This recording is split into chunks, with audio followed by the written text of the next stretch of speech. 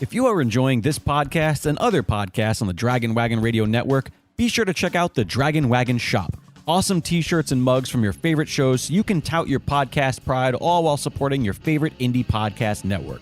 And make sure to check it often for new items and limited time designs. So shop now at dragonwagonshop.com and get your dragon swag on.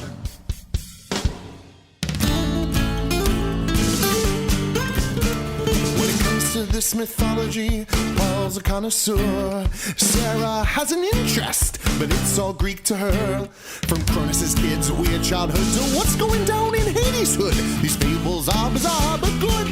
It's myth understood. Myth understood. Myth understood. Oh, Sarah. I just came back from a trip to Oakland. Oh my God! Why would you ever be there? Well, so I was there to record in an episode of an up-and-coming podcast called Is You Is or Is You Ain't My Shakespeare. It's not what it's really called. That is actually what it's called. What? Uh-huh. Yeah, that's the name. It's about question of Shakespeare authorship, and I was brought on as a specialist. I let them know. I'm like, hey, I'm a connoisseur of Greek mythology, and they said that's all we want. And so I came in and offered perspective on the work of Earl something, and he's doing work relating past Shakespearean works with Greek tales. Yeah, there's a lot of Shakespearean works with Greek tales. For sure. I mean, if you even think of like that classic line from Hamlet, like, what is he to Hecuba or Hecuba to he? Bippity boppity Hecube. Bippity boppity Hecube. So that's exactly what I wanted to say. What that experience made me think of was that when we were talking about the Trojan War, I glossed over the story of Troilus. Don't you fucking hold back from me.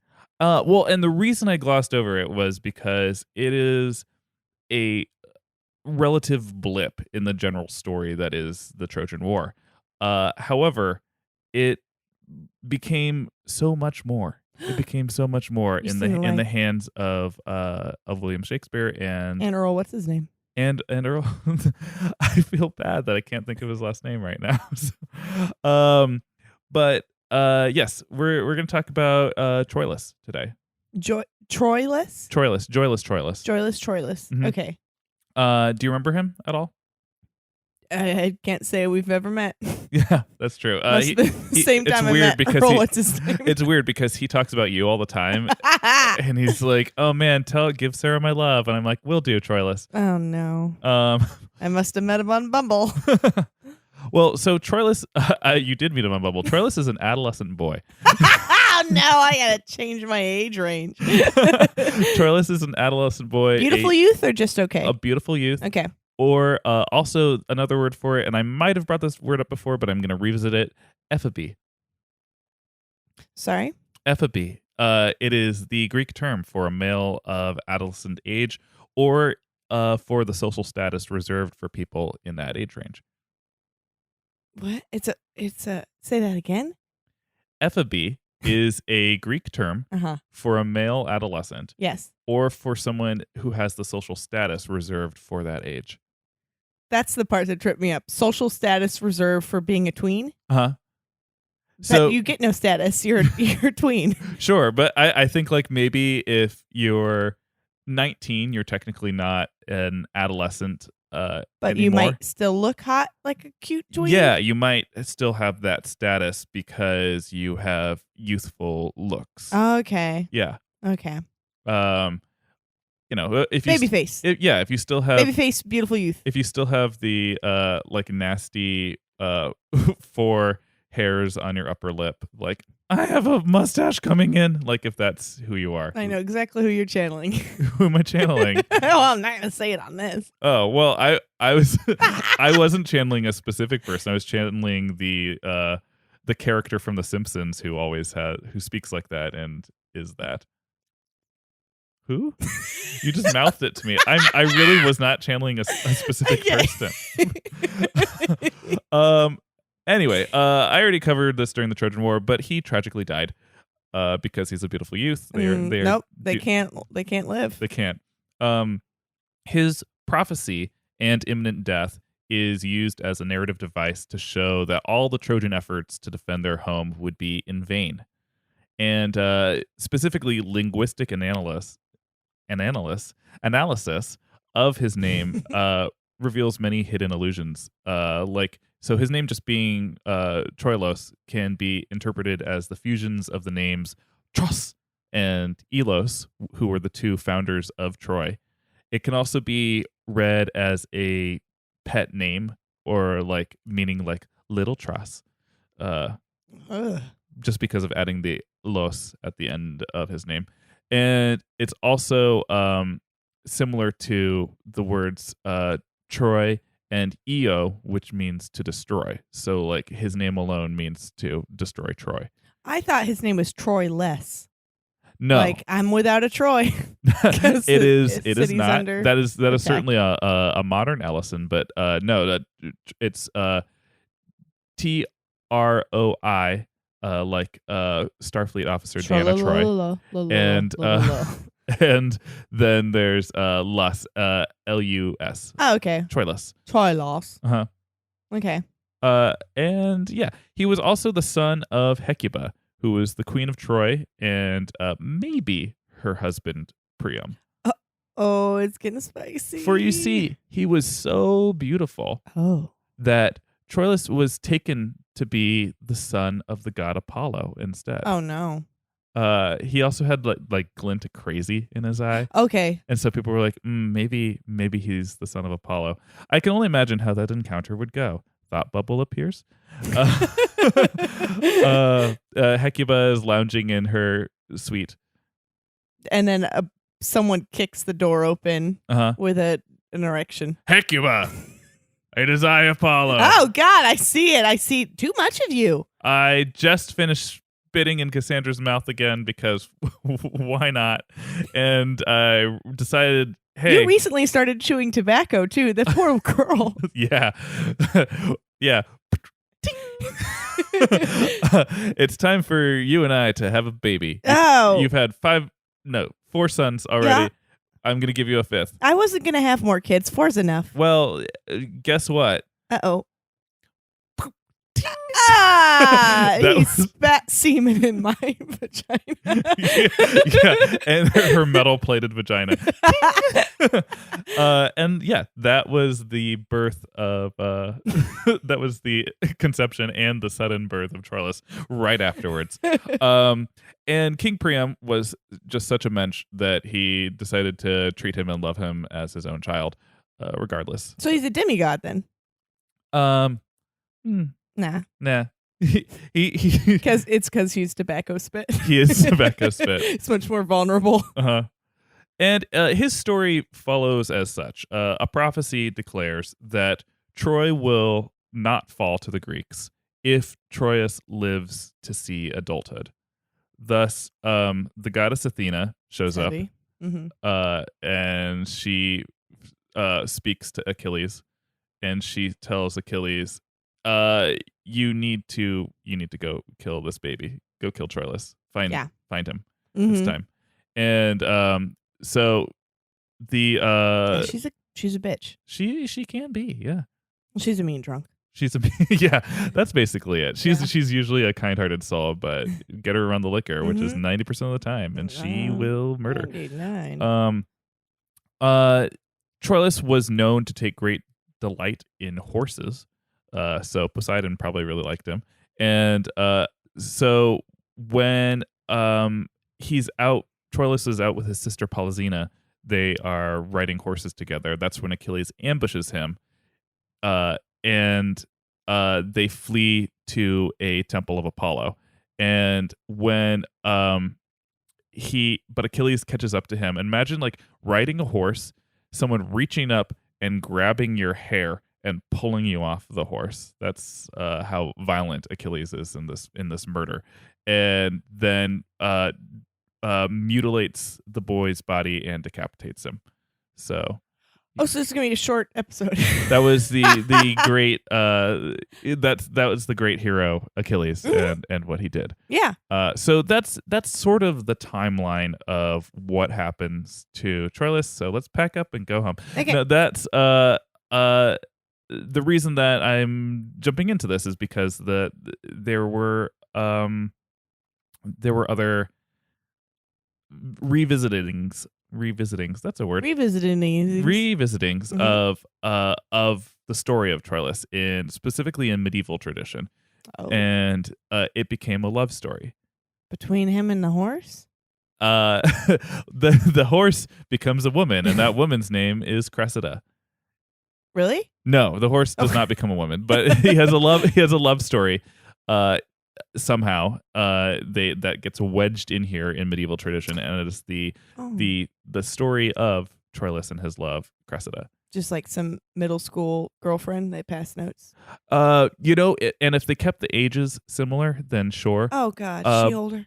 No, they sort of move him up. Like let's just give them Romeo and Juliet ages. Like 15, 14. Yeah, they're around that age as opposed to 12, 11 now. Okay. They don't have braces anymore. Developing. Yeah.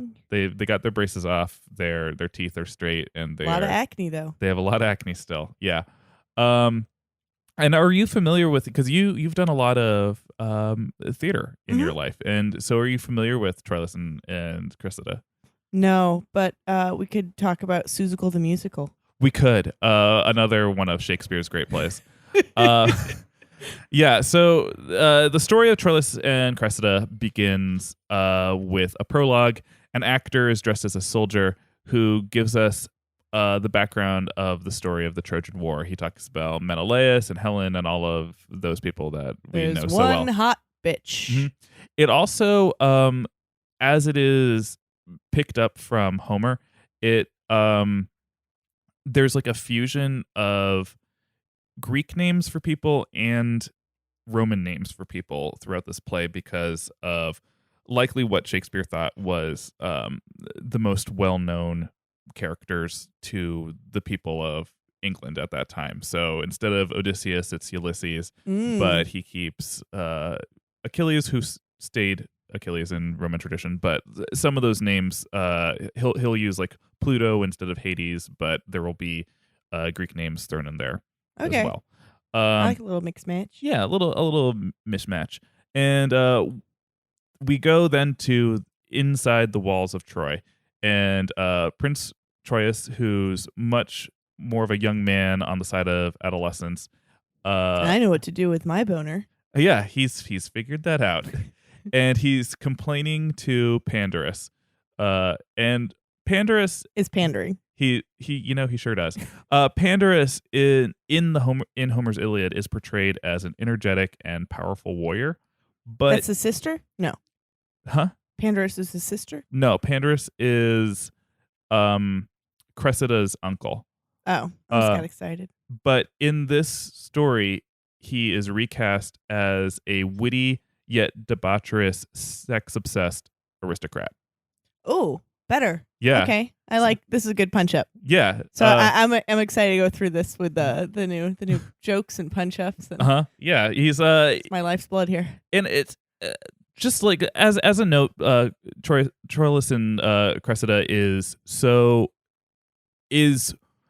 and many like critics of Shakespeare's work is like on the list of like problem plays. Like it's because it's a very weird play. It's on one hand it's like there's the character Pandarus who's like, hey, and then did you fuck her? Like he's very like, I heard you know what to do with your boner now. Yeah, he's very much that character, and he's like silly and witty, and he's like talking about sex all the time. Mm-hmm. But then simultaneously it is just relentlessly grim, and there are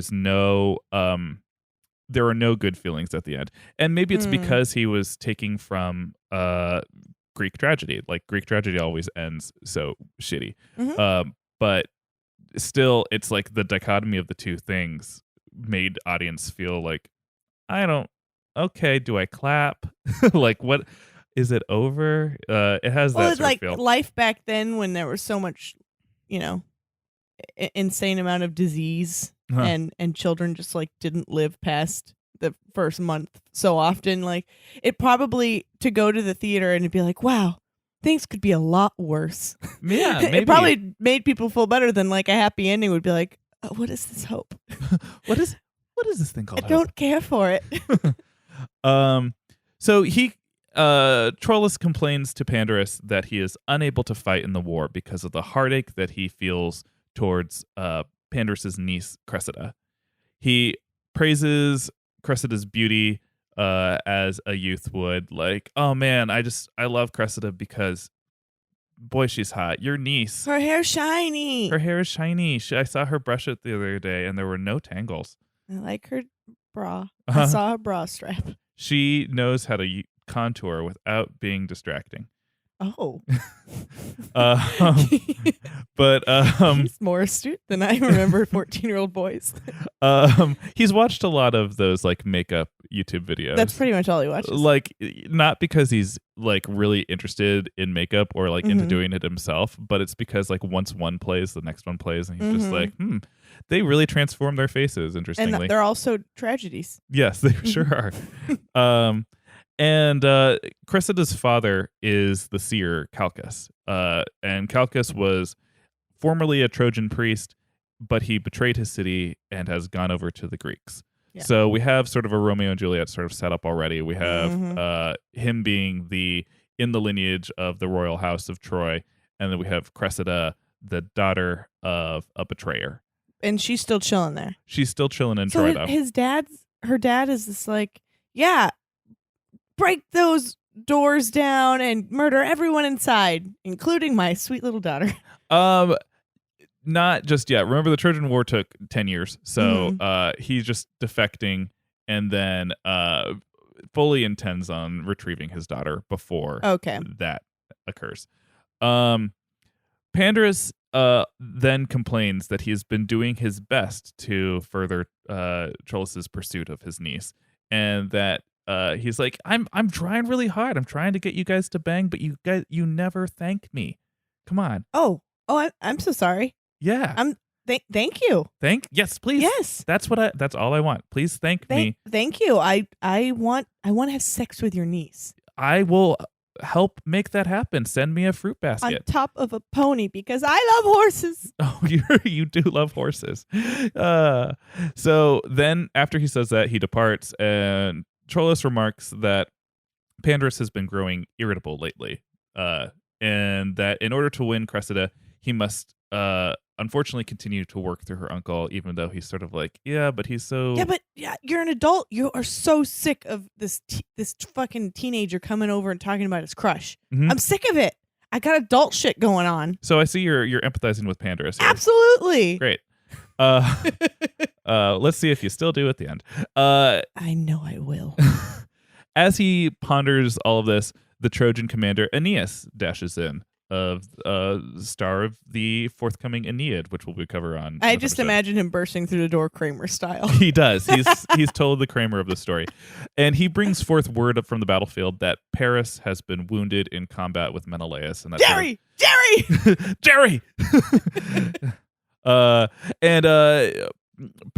That sort of sets the stage of like where we are in the Trojan War, that Paris has just been wounded in combat with Menelaus. If we remember, during the Trojan War, there was like this big, like, everyone hitting their shields and letting Paris and Menelaus battle one-on-one. Paris, the man who took Helen, and Menelaus, Helen's former husband. Former and future. And Menelaus was just like roided up from having spent time away. Like, I gotta look good when I win Helen back. So he was just like thoroughly thrashed Paris, and Paris got sent back to Troy. Like, I am hurt.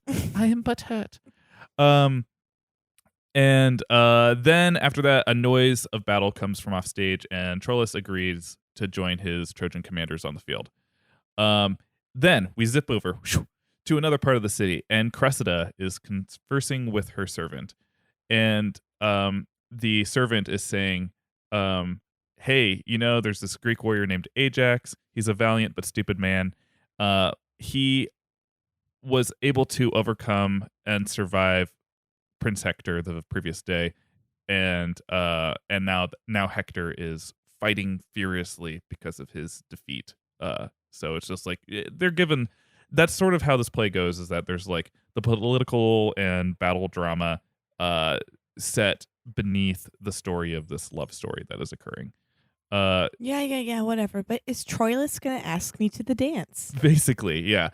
And so Cressida then is joined by her uncle Pandarus, and he's like, "Oh, hey, just talking to your lusty crush boy."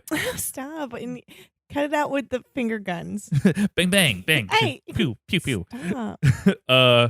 So Pandarus then says very loudly, because he's trying to get these two together, that he's like, Troilus, he's a great young man. He's better than that fool Hector down there at just about everything. I saw them both try to do a puzzle, and Troilus just whooped him at it.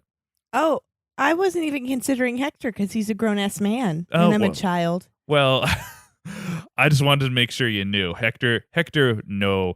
Troilus, yay. Yeah, I like Troilus. Cool. Thanks. We're age appropriate. When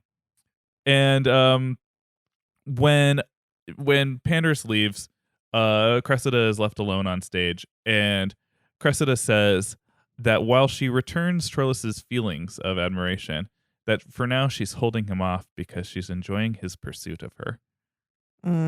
She likes the chase. She does. She likes the chase. She's giddy with resolve, and despite this horrific war happening around her, she's like, "Oh, I'm being pursued." Yeah. Mhm. This is the exciting news. It really is. So then, meanwhile, we cut to the Greek camp.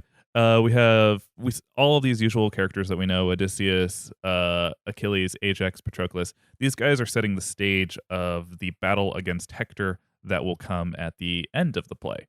And it's Where are we supposed to be? Year what of 10 years? right now? Boy, it's year 4. It's like So this play is supposed to span till the end of. sort of, yeah. It's Ah. I guess that's maybe what Shakespeare does here is he truncates it into like this happened over days, even though it's the Trojan War and thus it lasted a very long time. Troilus gets killed so much earlier in the actual history, but we're just sort of Mhm. putting it all here together for the Mhm. sake of story, like he does. Yeah. So then back in Troy, King Priam and his sons debate the wisdom of continuing the war, and they all like it comes up like, you know what, we could end this if we just like threw Helen outside of the doors and just said, "Here, take her, go God, away." I feel like that was my idea. Yeah, and it's Hector's idea in this play. He says, the theft of Helen might have been brave just in general, of like Paris sailed over there, went all past the Greeks, took her, and then left. Like, wow, that's really, That's pretty cool. yeah, it's pretty cool. What's that? Props to you, dude. You got away with it. No one thought you would do it, but whoa, you came back with that woman that's a Greek. It was a good prank, but like, how long are you gonna be pranking? And then, almost to add an exclamation point upon this, Cassandra enters, and Cassandra, We're all going to die, all of us. and she believes, she like is there to say like, Hector, you're exactly right. If we do not return Helen, Troy will burn to the ground. Everyone will die. You will die. You will die. You will die. You will die. And you'll get a casket, and you'll get a casket. and Troilus says, you just get out of here. You're crazy. You and your prophecies are such a boner killer, and I finally know what to do with my boner. And Troilus says, we must keep Helen for the sake of our honor. And Paris supports him, saying like, Thank you, 14-year-old. thank you, 14-year-old. This stolen Finally, someone who gets it. He says, this is a direct quote, a woman is worth more than the world's large spaces. Huh? Yep. So again, one of Shakespeare's problem plays. What does that mean? And that she must be fought for. Hector retorts that this is why young men cannot be trusted to make moral decisions, since they have hot passion and distempered blood. Hot Yeah. passion. Yeah. Hot passion. Mhm. Red hot. So then Troilus then counters this again, 14-year-old taking the floor.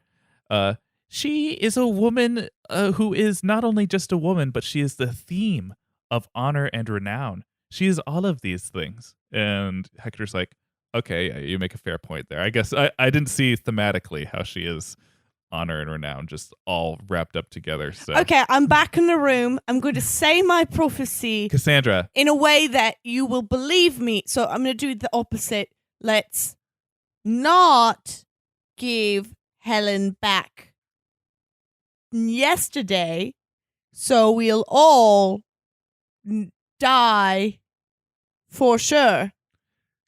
It's Cassandra, opposite. are you doing your stand-up material right Oh, God. now? You are No, hilarious. don't laugh at me. I'm trying to save your Get lives. this woman a pilot already. Oh, I would like that. So then Pandrus converses with a servant while he waits to speak with Paris and Helen. And when they come in, he compliments Helen profusely. He's like, "Oh, you look beautiful. You're You look like honor and renowned, but your body's banging." Remember, because he's like super sexualized throughout this whole show. what's his name? Pandrus, yeah. Pandrus, yeah. And he asks her to excuse Troilus if Priam asks him about dinner tonight, because he wants to get Troilus and Cressida together. So he's like, "Hey, if This is getting a little absurd. Like this 45-year-old's trying to get these kids together. he's referred to as like even in like essays about the show, like Pandrus is referred to as the pimp. Like he is like pimping his niece out to What Troilus. does he stand to benefit? He just loves matchmaking. He loves it. All right, I kind of do too. This is not tweens. And so Paris and Helen agree, like, "Oh yeah, okay, if that 14-year-old wants to go bang your niece, like, we will let him go. He doesn't have to come to our war dinner. That's fine. We have war dinners all the time." Yeah, it's 10 years of war dinners. Am I right, guys? I like her though. And they both mention like, "Oh, are they after he's going after your niece Cressida," and Pandrus is like, "Oh yeah, of course." And then all three of them make jokes about how they're all about Troilus and Cressida having sex together. Like even Helen's like, "Oh yes." Oh yeah, Helen's one of the guys at this point. she sort of is. Yeah. Pandrus then finds Troilus pacing about impatiently in an orchard, and he assures him that his desire for Cressida will soon be satisfied. And then he hands him a condom. Sort of, yeah. He basically is there. I He's hate like, those adults. yeah. He's like, "Here, And you can drink, but just drink from my liquor cabinet. Here's- Don't go out. Yeah, that's exactly Don't who go drive Pandrus in a is. chariot. You know who Pandrus is now. Mhm. He's like, I don't care if kids drink, just as long as they drink in my home where it's safe. Here." And then he gives him a lamb intestine to put on his dick. Oh God. At least he's being safe. I mean, that's what No, that was a good. Oh God. Oh God. Oh. Yes. He leaves Troilus giddy with expectation, and then Pandrus returns with Cressida. Like, "Here's your lover." What, like shackled? No, he just like pushes her in by the shoulders, and he in the scene even goes like, "All right, here's Cressida. I wasn't emotionally prepared for this. Let me watch you guys hug. Huh? I want to just like watch you guys hug. Okay, my uncle's kind of weird. I'll be over here behind the tree. Just pretend I'm not here. Like can we go somewhere else? Stay in this orchard. Mm. It's where you guys are gonna be on your date. I'm the chaperone. Oh, I'll be over here." do you like movies? I don't know what movies are. Oh shit. So during this time, Troilus and Cressida have professed their love for one another. They profess to be faithful for each other. He gives her a promise ring. Wow. No This promise is ring. moving so quickly. Yeah, it's war times. Yeah, it's also hormones. I get it. And they say that they pledge to be faithful, and they decide that thereafter all lovers in history will say that they are as true as Troilus. And Cassandra then says that if she ever strays from him, she hopes that people will say of false lovers that they are as false as Cressida. It's kind of a mean, just She's got low sexist self-esteem. She says it for herself. She's like, I hope, if any woman ever strays from a man, that they'll shame them with my name because I suck. Oh, I thought Cassandra said that. No, Cressida says this. Cressida said that. Okay. Yeah, Cassandra's had her scene. She's done. Okay. She's off. She's crafty now. Yeah. Oh no, that's a fair tween dynamic. Yeah. Girls have low self-esteem. Mm-hmm. Then they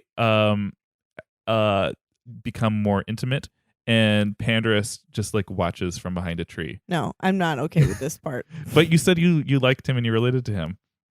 Well, yes. I always have and I always will, but and then as they become more intimate, he's like, whoa, what are you guys doing? It's an orchard. This place sucks. Here. I got a waterbed at home. That's you're joking, but that's what happens. He then says, "Here, there's a bed chamber over here. Go have sex. Go have fun." Wait, but I'm so confused because like it was the biggest slut shaming time ever. Why weren't they like, get married right now, the second, and then you can? Well, the slut shaming is to come. Oh, okay. Don't you worry. All right. So then after that happens, it's like, ooh, we're at the highlight of the story. The young lovers are in love and they are fucking 30-second 14-year-old sex. And a lot of pillow talk afterwards. Do you like Pokemon Go? I always want to go to Disney Land. Not World. They're not even listening to each other. That's how 14-year-olds talk. Meanwhile, in the Greek encampment, Cressida's father, Calchas, he approaches Ulysses and he says, hey, in exchange for the Trojan commander, Antenor, I am Ulysses S. Grant. You're Ulysses Odysseus. Ulysses S. Grant Odysseus. He says, hey, can we exchange the commander Antenor for my daughter? Is she a good war commander?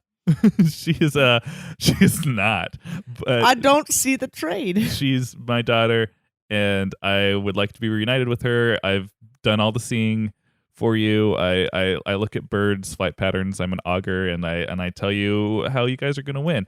And you guys are about to storm Troy and murder everyone inside. I would love for my daughter to be out. See here.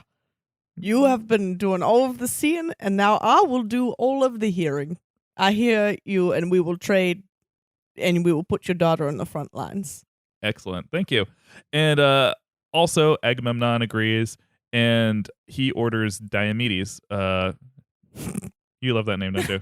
Diomedes. Diomedes. Yeah, he orders Diomedes to supervise the exchange. So then, so Diomedes enters Troy. He carries Antenor over his shoulder, and he walks into the city to exchange Cressida for Antenor.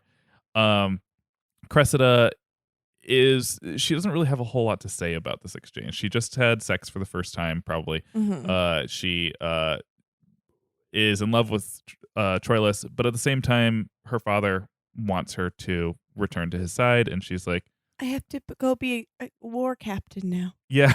They take Antenor's war helmet off and they put it on her head. Mm-hmm. And it's like, you're the commander now. And of course the Trojans accept this exchange because they're getting one of their commanders back, and they're like, yeah, send that little woman out of here. Yeah. And but after they do this, they think it's Aeneas and Paris together, and they say like, oh man, Troilus is going to be so bummed about this. Did you not tell him? I did not tell him. No. I didn't tell him. I thought you told him. No. Oh, that's gonna be weird. Diomedes is there as well. Right before he leaves, he's like, he asks them philosophically. He's like, "Hey, who do you think deserves Helen more, Paris or Menelaus?" And they have like a discussion, like, "Oh, I don't know." And then Diomedes says, "You know what? I think they both deserve her, since both are fools willing to pay a great price in blood for a whore." Oh, Diomedes has spoken. Diomedes out. and then he leaves. So that's about where we leave that scene, and boy, there's more to come. I wrote down so much about this play, Sarah. This play is cray cray. Is it cray cray? This is a Shakespeare play? It is a Shakespeare play. Well, we'll see if Griffith Park does it next year. I really hope they do, because you'll be like, wow, this is a whack play. Who will Jose Kane play?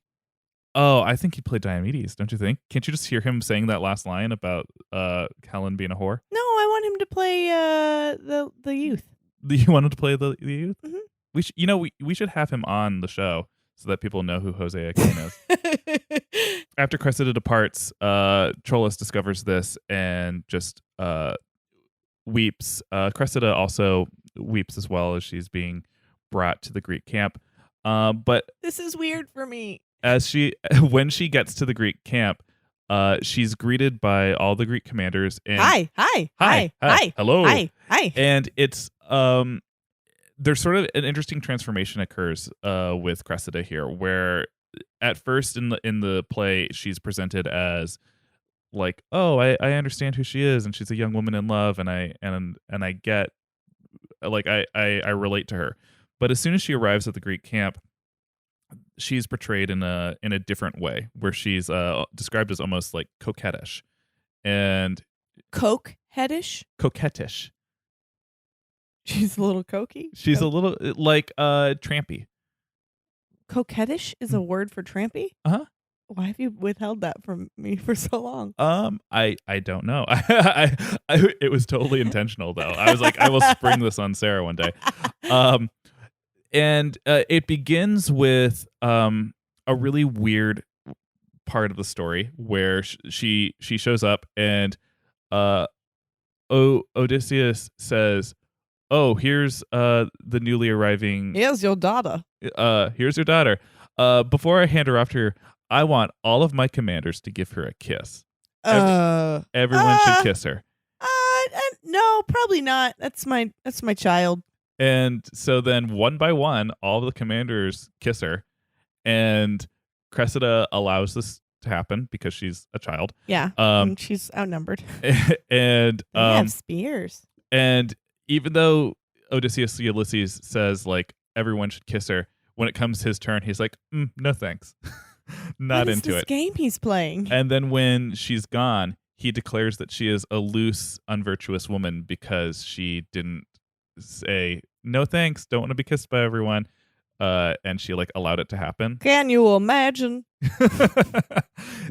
And so that's where she's left. And then the Trojan warriors arrive at the Greek camp in order to have like, war games where like the generals meet each other, but they're not gonna Tag. murder each other. Mhm. Yeah. They arrive and Troilus is with them. And when Troilus is with them, he's like, "Who is this young man among your ranks?" That I'm gonna have to do the southern voice too, aren't I? Yeah, Who is this young man among your Who is this young man among your ranks who has such a sad long face? What happened, dear boy? Flashlight tag, you're it. And that's sort of the where the discussion is, that like, oh, it's this young man is so sad because he just lost his love, but no one says specifically that it's Cressida in the scene. And Ulysses declares Troilus as also being He's like, you know what, the saddest boy. he's the saddest boy, but you know what? He might even be greater than Hector. And people are like, why do you keep comparing me to Hector? I really don't know where these comparisons are coming from. I'm a child.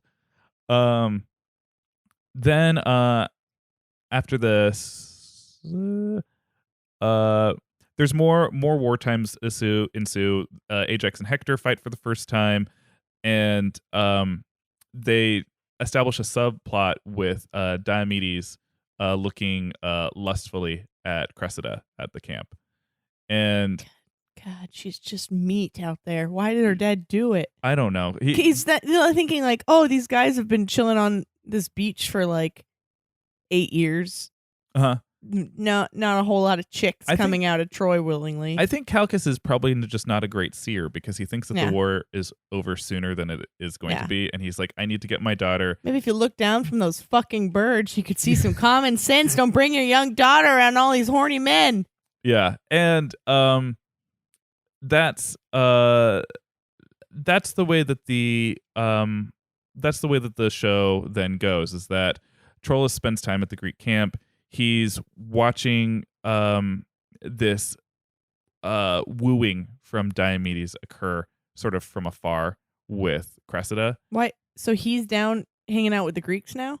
That just like continuous war meetings and revisitations where he's there. Okay. And while he's there at the tent, he approaches Ulysses and he says, "Sir, yes, son. I would like to that woman Cressida, or girl Cressida, who's now at this camp, is my lover. I'm in love with her, and I would like to visit her tent at night." Oh, would you like to have sex with the kissing booth? The Yes. human kissing booth. I would love it. Thank well, you. It's $1 to kiss her, and I'll have to think of how much it is to have sex with her. Okay. I think $5 fair. I have $5 in my pocket right now in my Velcro wallet. Here you go. It's connected via a chain to my Janko jeans. Oh, you just dated yourself. I really did.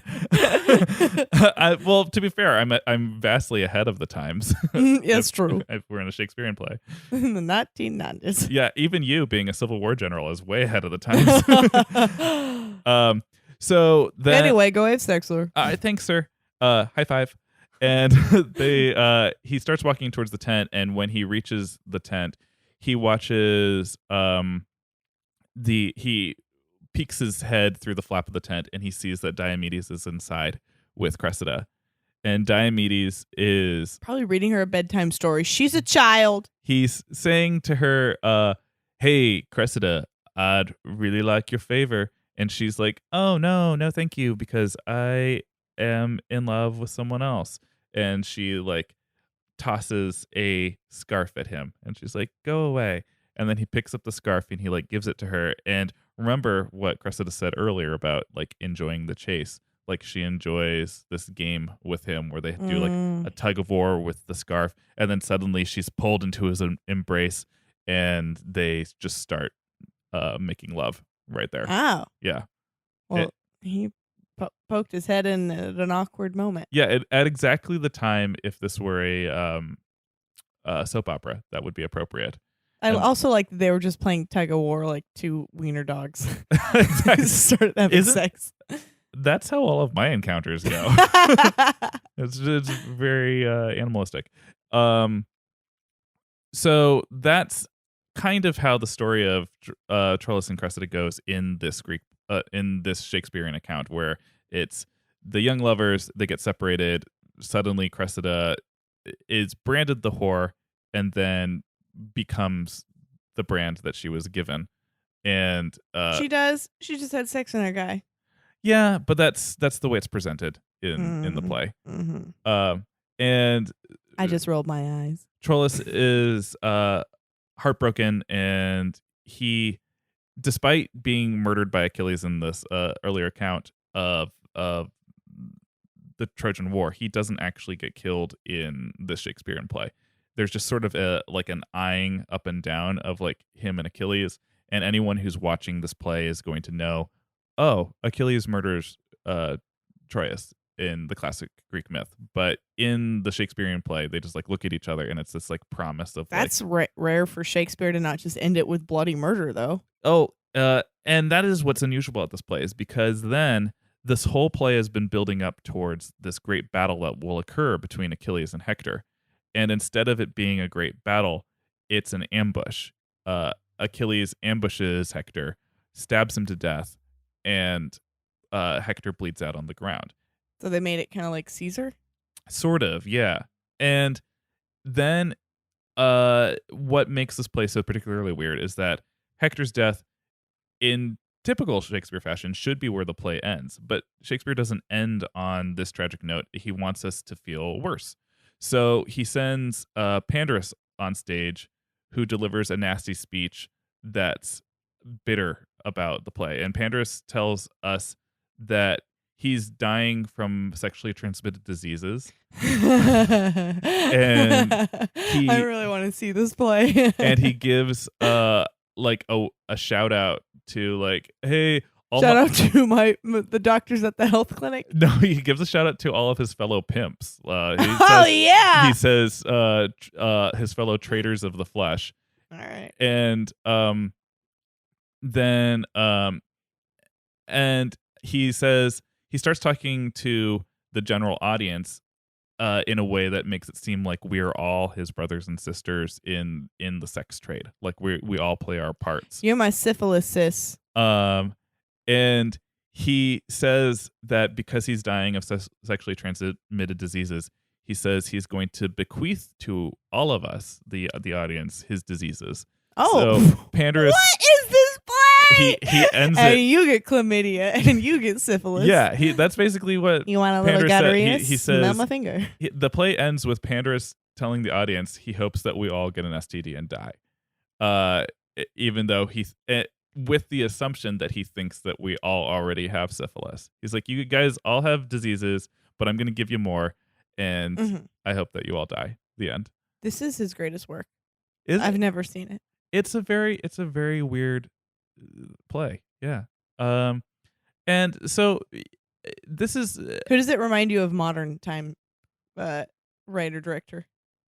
Quentin Tarantino. I was thinking that. Yeah. Which, little side note, I was looking on, for a better job on Craigslist last night, and I found a Craigslist ad, someone begging, anyone that knows Quentin Tarantino, I will pay you big money. I got to send him my script.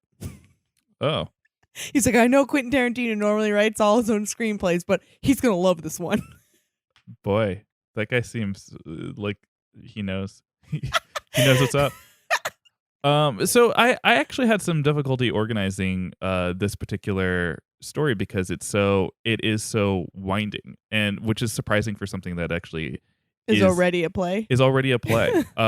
And however, I felt it was like an interesting topic because it's not Troilus and Cressida is not a Greek myth in the regular sense of the word. It's almost like a fan fiction of a Greek myth, or a modern, more modern Greek myth. It's someone's take on Greek characters and fleshing them out in an interesting way. Because Cressida did also exist in the original myth, but again, these parts were so small, and I just think it's an interesting topic to breach as we start. Like, honestly, starting to run out of Greek myths to even tell. So we're canceling the show, guys. We are. I mean, we do have more to cover, but I was certainly inspired by this Shakespearean talk that I was in. I was like, okay, well, let's take a look at how the Bard of Avon took on the story of Troilus. Well, and I do like when people, because it is just a made-up story. So it's fun when people take these beloved characters and weave them together in unique ways. Like I told you, I just finished the book Circe. If I'm telling all y'all out there to get this book, it is so freaking great, and really beautiful, and a new spin on it because Greek myths don't tend to really sympathize with the females. They sure don't. And this book is completely from her point of view, and why she became an island witch turning people into pigs. It's pretty great. Similarly, Troilus and Cressida did not sympathize with its female star character in any regard. She's a 14-year-old girl. Yeah. So Madeline Miller, Circe, check it out, please. I listened to it on audiobook because I don't have time in my life to enjoy things. To look at pages ever. Yeah. And it was a good audiobook. Did she read it? No, it was narrated by someone who just did a really great job because I'm also doing a Game of Thrones audiobook, and it's an up and down journey of his narration. Yeah, you love his voices that he uses. Yeah. But Circe was really well done. Cool. Read it, listen to it, or a third way of absorbing it. Will do. Boom, boom, boom, boom, boom, boom, boom, boom, boom, wow, wow, wow, wow, wow. Hey, yo, I'm Pandarus. I'm everybody's wacky uncle. And boy, do I have a deal for you. If you are a young kid in love looking for a place to express your love, and by that I mean fuck, I have a love shack. It's next to an orchard, and it is a secret place to get down and get diggity. That's what the kids are saying, right? Hey, whoa, who are you? Oh, I'm a teen. I was just wondering, I really like this guy. Could we come over and play Mario Kart? You can come over and play Mario Kart, and I will make you guys hold each other as you do and kiss. I'm too young for that, but can we just hang out and talk? Boy, you can hang out, and I'll tell you all about the birds and the bees. That means having sex. Oh. And I'll give you lambskin to put on your dingle doppers. It makes me so uncomfortable. It should. I'm a nasty, weird guy. Anyway, call me now for your chance to have intercourse at too young of an age. Whoop, whoop. You are under arrest. Whoa. The soundtrack for my own commercial just arrested me. All right. Well, take us away. Hey, you are the coolest guy, and everyone should stalk you. And on Instagram at the Paul Bianchi.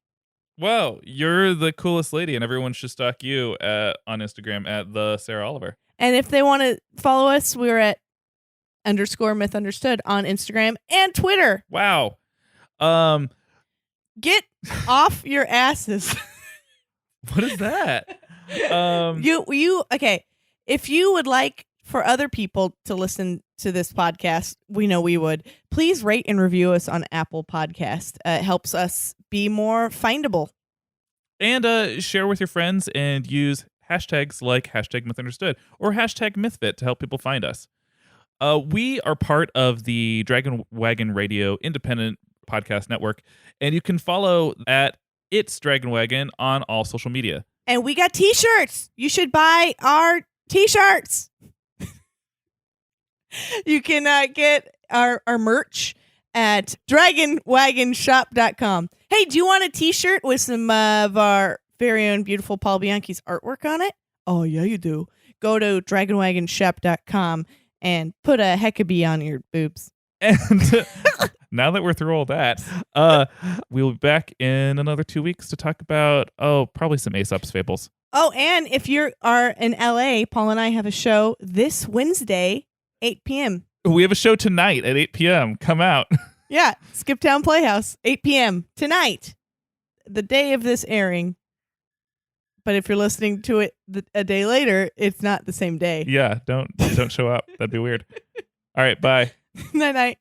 Sitting next to Sarah and I now is Matt Kessler. I'm actually sitting between you guys. Betwixt, if you will. Ooh, I will. Please don't. All right, I won't. Hey, Matt, you have a podcast. What's going on with that? I talk about music and my record collection because I have almost 2,000 records. What is your podcast called? It's called, aptly named, Too Many Records. Hey, where can I find that podcast? Ever hear of iTunes, you dum-dum? No. iTunes, Stitcher, where podcasts are found. Slow down. I'm writing this down. iTunes. Well, I can't wait to hear about your, I think, OCD is what it sounds like. I'm going to quiz you on it next time I see you. Okay. Smooches.